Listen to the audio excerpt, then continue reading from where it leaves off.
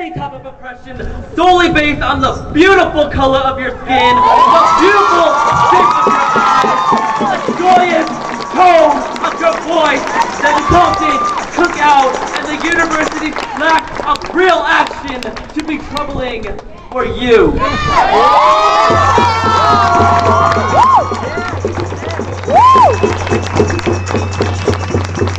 For an injustice against one in our community is essentially an injustice against all.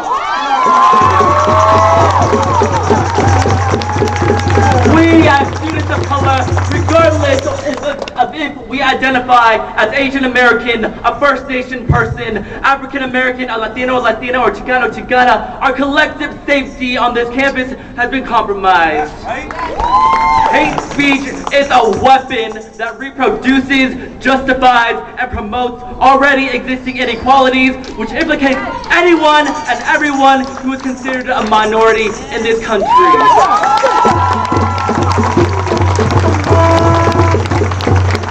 The enjoyment and consumption of stereotypes in ignorance or in blatant support of perpetuating these inequalities exposes and marks individuals and communities as targets of unsanctioned violence, demonstrated throughout history in both the U.S. and the world, from racial segregation and Jim Crow society to colonial genocide in many parts of the world. We as students of color are all victims of that pain that comes as a consequence to the use of these stereotypes, which dehumanize us and make us into caricatures of something that we are inherently not. I say this with authority because that is a shared burden and truth of our beautiful skin colors and beautiful facial features in America. Through this shared experience of humanity, we necessarily must find solidarity. Let us, as united students of color, look towards our own history that has so often been written out of the history books that we have been used in our schools, and acknowledge the strength of racial and ethnic unity that made up, but is not limited to, the United Farm Workers Movement, the American Indian Movement, the Black and Yellow Movement, the Brown and the Yellow Movement, the Third World Liberation Front, and of course, the Black freedom struggle of the 1950s.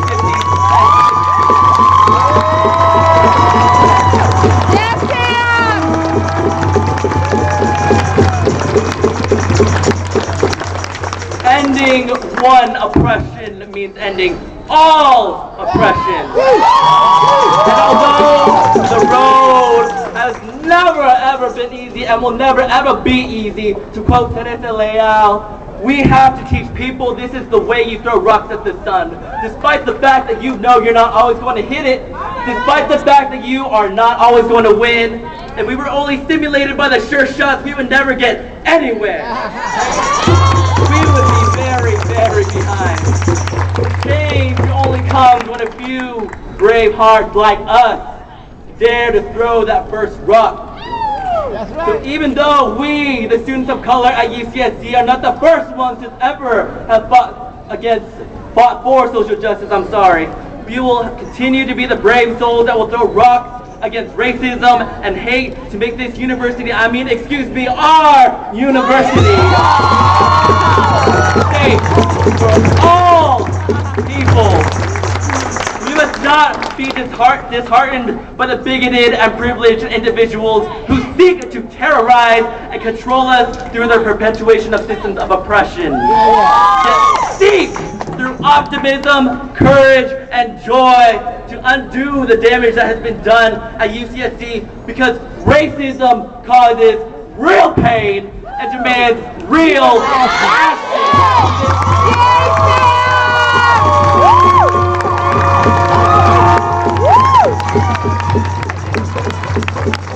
Students of color and allies, unite, power to all people, follow back!